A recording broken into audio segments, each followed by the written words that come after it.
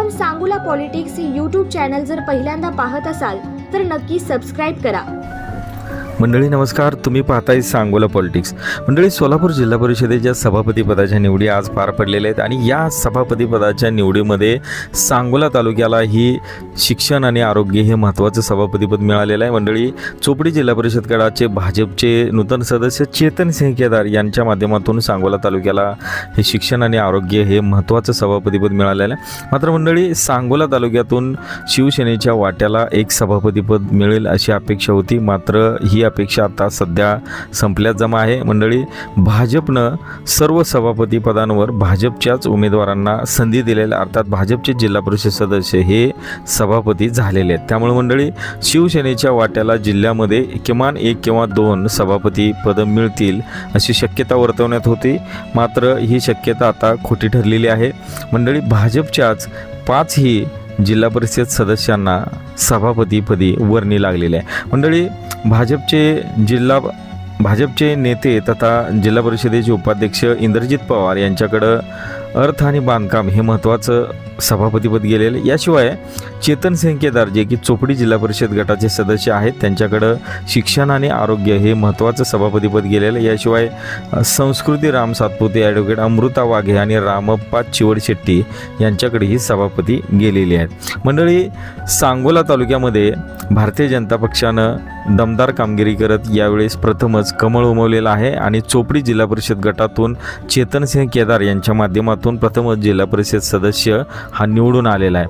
मंडळी, त्यामुळं भाजपला सोलापूर जिल्हा परिषदेचं अध्यक्षपद मिळेल अशी शक्यता वर्तवण्यात होती, मात्र अध्यक्षपद हे बार्शी तालुक्याला गेलेलं आहे आणि त्यामुळं सांगोला तालुक्याला अध्यक्षपद मिळालेलं नाही। मात्र मंडळी, सांगोला तालुक्याला जिल्हा परिषदेचं महत्त्वाचं सभापतीपद मिळालेलं आहे। चेतन सिंह केदार यांना शिक्षण आणि आरोग्य हे महत्त्वाचं सभापतीपद मिळालेलं आहे। मंडळी, सोलापूर जिल्हा परिषदेच्या 68 जागांपैकी तब्बल 38 जागा या भारतीय जनता पक्षानं जिंकल्या होत्या आणि त्यामुळं सोलापूर जिल्हा परिषदेवर भाजपची एक हाती सत्ता आलेली आहे।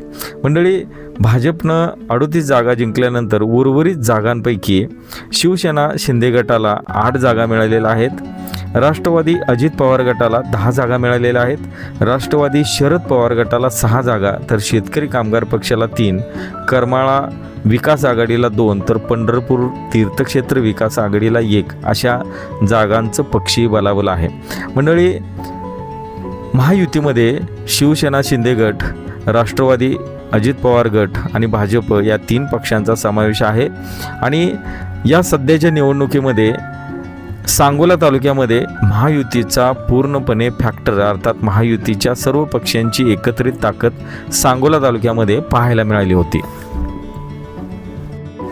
मंडळी, राज्यामध्ये अनेक ठिकाणी, सोलापूर जिल्ह्यासह इतर ठिकाणी सुद्धा महायुतीच्या घटक पक्षातील शिवसेना शिंदे गट आणि राष्ट्रवादी काँग्रेस अजित पवार पक्षानं भाजपशी फारकत घेत सवतासुभा मांडत स्वतंत्रपणे निवडणुका लढवल्या होत्या। मात्र सांगोला तालुक्यामध्ये भारतीय जनता पक्षाच्या बरोबरीनं शिवसेना शिंदे गट आणि राष्ट्रवादी काँग्रेस अजित पवार गटानं एकत्रित येत महायुतीच्या माध्यमातून या निवडणुका लढवल्या होत्या। मंडळी, महायुतीला सांगोला तालुक्यामध्ये समाधानकारक यश मिळालं होतं। सांगोला तालुक्यात शिवसेना शिंदे गटाला 2 जागा, भारतीय जनता पक्षाला 1 जागा आणि राष्ट्रवादी अजित पवार पक्षाला 1 जागा अशा 4 जागा महायुतीला मिळाल्या होत्या, तर 3 जागा या शेतकरी कामगार पक्षाला मिळाल्या होत्या। मंडळी, शेतकरी कामगार पक्षाच्या 3 आणि महायुतीच्या 4 अशा 7 जागांसाठी सांगोला तालुक्यात निवडणूक झाली होती। मंडळी, सांगोला तालुक्यामध्ये शेतकरी कामगार पक्षाच्या खालोखाल चांगलं यश हे शिवसेना शिंदे गटाला मिळालं होतं आणि किंबहुना त्याचमुळं महायुतीच्या फॅक्टरच्या माध्यमातून सांगोला तालुक्याला जिल्हा परिषदेचं एखादी सभापतीपद मिळेल अशी अपेक्षा व्यक्त होत होती, त्या संदर्भातले अंदाजही व्यक्त करण्यात येत होते। मंडळी, आपण सांगोला पॉलिटिक्सवर याबाबतचा अंदाजही मांडला होता, किंबहुना त्याबाबत चर्चाही होती। मंडळी, सांगोला तालुक्यातून शिवसेनेची बुलंद तोफ, अर्थात शिवसेनेचे नेते तथा महूद जिल्हा परिषद गटाचे नूतन जिल्हा परिषद सदस्य दादासाहेब लवटे यांना सभापतीपद मिळेल असा अंदाज वर्तवण्यात येत होता. मंडळी, त्याचं महत्त्वाचं कारण म्हणजे जिल्हा परिषदेच्या निवडणुकीचा निकाल लागल्यानंतर भारतीय जनता पक्षाला शिवसेनेनं बिनशर्त पाठिंबा दिला होता. सत्ता स्थापनेत शिवसेनेनं भाजपच्या सोबत जाण्याचा निर्णय घेतला होता. मंडळी, सांगोला तालुक्यात शिवसेनेच्या 2 जागा निवडून आल्या असल्या तरी इतर ठिकाणच्या सर्व जागा मिळून एकूण 8 सदस्यांनी, या शिवसेनेच्या 8 सदस्यांनी भाजपला पाठिंबा दिला होता आणि त्यामुळंच भाजपच्या या सत्ता स्थापनेच्या प्रक्रियेमध्ये शिवसेना शिंदे गटाला किमान एक सभापती पद मिळेल आणि हे सभापती पद सांगोला तालुक्याला मिळेल असा अंदाज वर्तवण्यात येत होता. मंडळी, त्याचं महत्त्वाचं कारण म्हणजे शिवसेनेचे जिल्ह्याचे उपनेते म्हणून माजी आमदार तथा सांगोल्याचे सुपुत्र ॲडव्होकेट शहाजी बापू पाटील यांच्यावर जबाबदारी होती. शहाजी बापू हे शिवसेनेचे शिंदे गटाचे सोलापूर जिल्ह्याचे उपनेते आहेत आणि या सगळ्या सभापतीपदाच्या निवडीमध्ये माजी आमदार शहाजी बापू पाटील यांनी भारतीय जनता पक्षाला सत्ता स्थापनेमध्ये शिवसेनेच्या या 8 सदस्यांना पाठिंबा देण्याबाबत सूचना केल्या होत्या आणि या 8 जिल्हा परिषद सदस्यांनी पालकमंत्री जयकुमार गोरे यांची भेट घेत शिवसेनेच्या या 8 सदस्यांचा पाठिंबा दिला होता. मंडळी, हा पाठिंबा दिल्यानंतरच असा अंदाज वर्तवण्यात येत होता की माजी आमदार शहाजी बापू पाटील यांच्या शब्दांना किंमत देत पालकमंत्री जयकुमार गोरे हे जिल्ह्यातील एखादं सभापती पद हे सांगोला तालुक्याला मिळेल अशी शक्यता होती आणि या शक्यतेमध्ये महूद जिल्हा परिषद गटाचे सदस्य दादासाहेब लवटे यांचं नाव अग्रभागी होतं. कारण दादासाहेब लवटे यांनी शहाजी बापूंच्या विधानसभेच्या निवडणुकीमध्ये दमदार कामगिरी केली होती. याशिवाय नगर परिषदेच्या निवडणुकीमध्ये सुद्धा दादासाहेब लवटे यांचा महत्त्वाचा सहभाग राहिला होता. मंडळी, या सगळ्या राजकीय घडामोडीमध्ये दादासाहेब लवटे यांच्या रूपानं सांगोला तालुक्याला शिवसेनेला सभापतीपद मिळेल अशी अपेक्षा वर्तवण्यात येत होती. मात्र मंडळी, आज झालेल्या सभापती पदाच्या निवडीमध्ये शिवसेना, राष्ट्रवादी काँग्रेस, अजित पवार गट या दोन्ही पक्षांना एकही जागा मिळालेली नाही आहे. 5 ही सभापती पदं ही भाजपनं स्वतःकडे ठेवलेली आहेत. मंडळी, असं जरी असलं तरी चेतनसिंह केदार यांच्या माध्यमातून सांगोला तालुक्याला भाजपच्या माध्यमातून एक सभापतीपद मिळालेलं आहे. हा एक त्यातला छोटासा आनंद आपल्याला समजावा लागेल. मात्र मंडळी, भारतीय जनता पक्ष, शिवसेना आणि राष्ट्रवादी काँग्रेस, अजित पवार गट या तिन्ही पक्षांची मिळून तयार झालेली महायुती, ही महायुती सांगोला तालुक्यामध्ये यशस्वी ठरली असतानाही सांगोला तालुक्याला शिवसेनेला सभापतीपद मिळालं नसल्यानं निष्ठावान कार्यकर्त्यांमध्ये काहीशी नाराजी व्यक्त होताना दिसत आहे. चेतनसिंह केदार यांना सभापती पद मिळेल याबाबत यापूर्वी तर्क वर्तवण्यात येत होते. शिवाय दादासाहेब लवटे यांनाही संधी मिळेल असे तर्क वर्तवण्यात येत होते.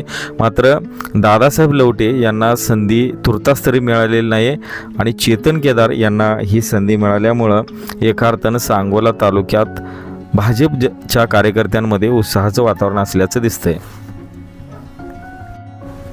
मंडळी, असं जरी असलं तरी आज जाहीर करण्यात आलेली सभापती पदं ही किती कालावधीसाठी आहे ते अद्याप निश्चित नसलं तरीसुद्धा प्राप्त परिस्थितीनुसार जे अंदाज वर्तवण्यात येतो त्यानुसार 1.25 वर्षासाठी ही सभापती पदं असण्याची दाट शक्यता आहे आणि या 1.25 वर्षानंतर कदाचित शिवसेनेच्या वाट्याला सभापतीपदी पद हे नक्की मिळेल असा अंदाज वर्तवण्यात येत आहे.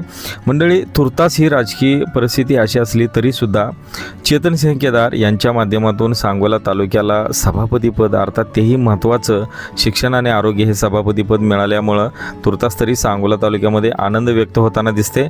कोणाच्या का माध्यमातून असेना महायुतीला सांगोला तालुक्यात सभापतीपद मिळाल्याचा एक वेगळाच आनंद आहे. मात्र दादासाहेब लवटे यांच्यासारख्या आक्रमक तरुण चेहऱ्याला पहिल्या टप्प्यात सभापती पदाची संधी न मिळाल्यामुळे एका डोळ्यात आनंद अश्रू तर दुसऱ्या डोळ्यात अश्रू अशी अवस्था सांगोला तालुक्यातल्या महायुतीची झाल्याचं आपल्याला दिसते. आपण तुर्तास इथं थांबतोय. मनापासून धन्यवाद.